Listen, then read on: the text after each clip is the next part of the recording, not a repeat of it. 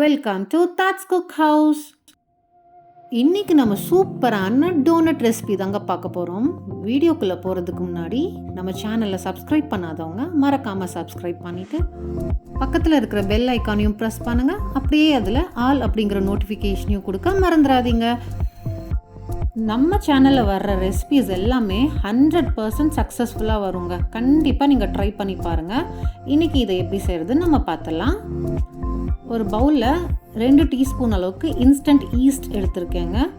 இது instant east, dried ஈஸ்ட்டுக்கும் இதுக்கும் difference இருக்குது. நீங்கள் இதை பார்த்து எடுத்துக்கோங்க. இது கூட சுகர் ஆட் பண்ணுறேன் 4 டேபிள் ஸ்பூன் அளவுக்கு. இது எதுக்கு நம்ம ஆட் பண்ணுறோம் அப்படின்னு பார்த்தீங்கன்னா, ஈஸ்ட்டுக்கு இது ஒரு ஃபுட்டு. இது கொடுத்தா தான் அது நல்லா ஆக்டிவேட் ஆகும். கூடவே 1/4 கப் அளவுக்கு வெதுவெதுப்பான தண்ணி. நம்ம விரல் வச்சோன்னா சுடுறது தெரியணும், ஆனால் சூடாக இருக்கக்கூடாது. இந்த மாதிரி தண்ணி சேர்த்திக்கோங்க. சேர்த்தி நல்லா மிக்ஸ் பண்ணி அந்த சர்க்கரையை கரைய விட்டுடலாம். அப்போ தான் சீக்கிரமாக ஈஸ்ட் வந்து அதை சாப்பிட்டு நல்லா நுரைச்சி ஆக்டிவேட் ஆகி பொங்கி வரும். ஒரு 15 நிமிஷம் நம்ம இதை அப்படியே வச்சிடலாங்க. இப்போது இந்த மாவுக்கு தேவையான ட்ரை இன்க்ரீடியன்ஸ் எல்லாமே நம்ம சேர்த்திக்கலாம். ஒரு மிக்சிங் பவுலில் 1/4 கப் அளவுக்கு மைதா மாவு சேர்த்திருக்கேங்க. இது கூட 1/4 டீஸ்பூன் அளவுக்கு உப்பு சேர்த்திக்கலாம். 1/8 கப் அளவுக்கு மெல்டட் பட்டர் சேர்த்திக்கலாம். இது அன்சால்டட், ஏன்னா ஏற்கனவே நம்ம உப்பு சேர்த்திருக்கோம் இல்லைங்களா. ஒரு முட்டையை உடச்சி சேர்த்திக்கலாம். இதை நல்லா நம்ம கைகளால் பிசைஞ்சு எடுத்துக்கணும்.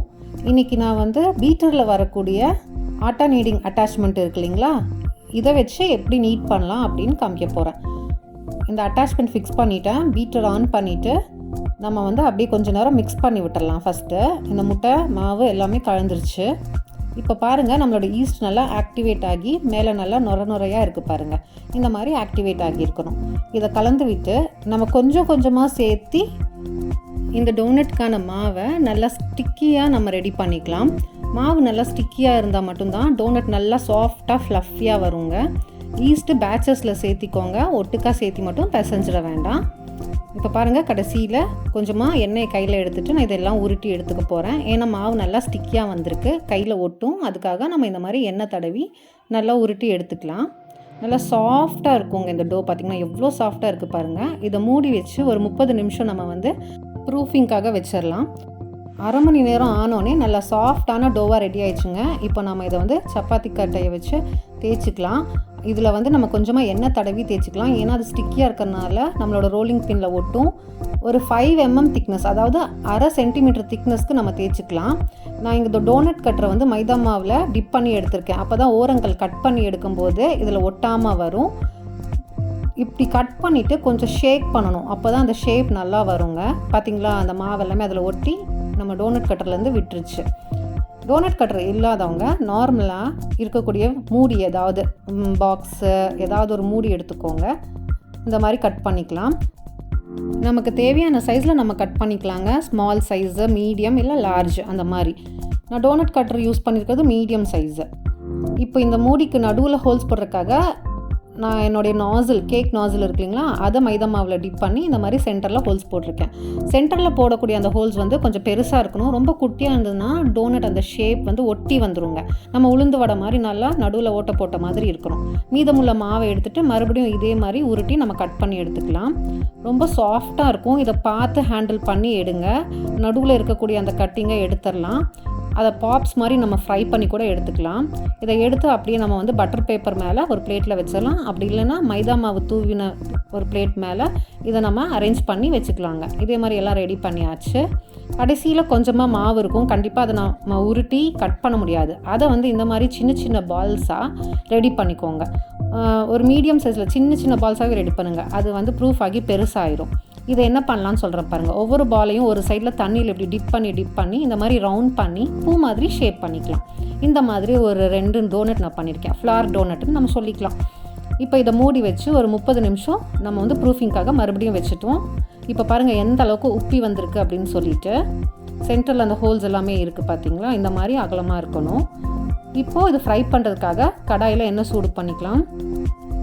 எண்ணெயோட டெம்பரேச்சர் பார்த்திங்கன்னா, குலோப் ஜாமுன்லாம் செய்கிறதுக்கு நம்ம எப்படி வந்து ஒரு மிதமான ஹீட்டில் நம்ம அதை வந்து ஃப்ரை பண்ணுவோம், அந்த டெம்பரேச்சரில் மாட்ரேட் டெம்பரேச்சரில் இருக்கணும். நம்ம இப்படி ஒன்று போட்டோம்னா அந்த மாவு உருண்டையை லேசாக மேலே வரணும்.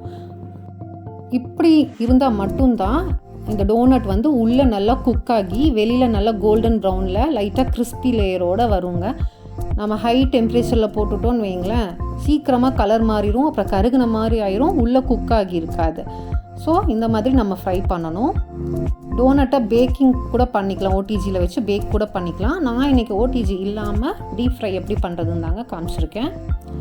திருப்புறதுக்காக இந்த மாதிரி கத்தி, அப்படி இல்லைன்னா ஏதாவது ஸ்டீல் ஸ்கியூவர்ஸ்லாம் இருக்கும் பார்த்தீங்களா, அந்த மாதிரி சன்னமான பொருள் வச்சு திருப்புங்க. இந்த மாதிரி சல்லடை வச்சு நம்ம திருப்பினோம்னா அது வந்து சாஃப்டாக இருக்கிறதுனால ஷேப் மாறிடும். இது மாதிரி 1-2ன்னு போட்டு நம்ம அந்த டெம்பரேச்சரை அப்பப்போ அட்ஜஸ்ட் பண்ணிக்கணுங்க. அதுக்குன்னு ரொம்ப லோ ஃப்ளேமாக போய் ஆறுன மாதிரி எண்ணெய் இருக்கக்கூடாது. கொஞ்சம் மீடியம் பண்ணி மறுபடியும் ஸ்லோ பண்ணி இந்த மாதிரி நம்ம ஃப்ரை பண்ணி எடுத்துக்கலாம். இப்போது இந்த பாப்ஸ் மாதிரி நம்ம ஃப்ரை பண்ணியிருக்கோம் பாருங்கள், சின்ன சின்ன பால்ஸ், அது சீக்கிரமாக ஃப்ரை ஆயிடுச்சு, கலர் வந்துருச்சு, அதை எடுத்துடலாம். அடுத்ததாக இந்த டோனட்டும் கலர் வந்துருச்சு பாருங்கள். இந்த மாதிரி ஒரு கலர் வரும்போது நம்ம எடுத்துடலாம். நல்லா வந்து ஆயிலை ட்ரைன் பண்ணிவிட்டு நம்ம எடுத்துடலாம். சூப்பராக இது எல்லாமே ரெடி ஆயிடுச்சு. இது நல்லா ஆறி இருக்கணும், ஏன்னா இதுக்கப்புறமா நம்ம வந்து இது மேலே சாக்லேட் டிப் பண்ணி டெக்கரேட் பண்ண போகிறோம். இது வந்து டோனட் கட்டரில் செஞ்சது, பெருசாக இருக்கிறது, சின்னதாக இருக்கிறது நம்ம மூடியில் செஞ்சதுங்க. இங்கே நான் வந்து சாக்லேட் கனாஷ் வச்சுருக்கேன். இது வந்து 1 பங்கு டார்க் காம்பவுண்ட் சாக்லேட்டும் 1 பங்கு அமுல் ஃப்ரெஷ் க்ரீமும் மெல்ட் பண்ணி ரெடி பண்ணி ஆற வச்சு எடுத்து வச்சுருக்கேன்.